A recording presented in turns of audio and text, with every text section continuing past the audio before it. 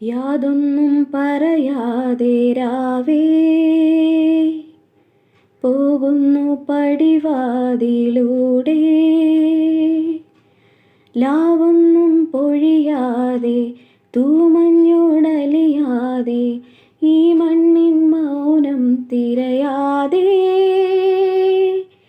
കാതിലരുളാൻ പാതിവരിതൻ ഇടമിനി എന്തിനായി താനിയകമേ വീണു പിടയും പ്രാണനിനി എന്തിനായി പാതി വഴി തീരുമ്പോൾ നീയകലെ മായുമ്പോൾ നേരണിയും ആശ എന്തിനായി ഞാനൊരുമോർമ്മ എന്തിനാ യാതൊന്നും പറ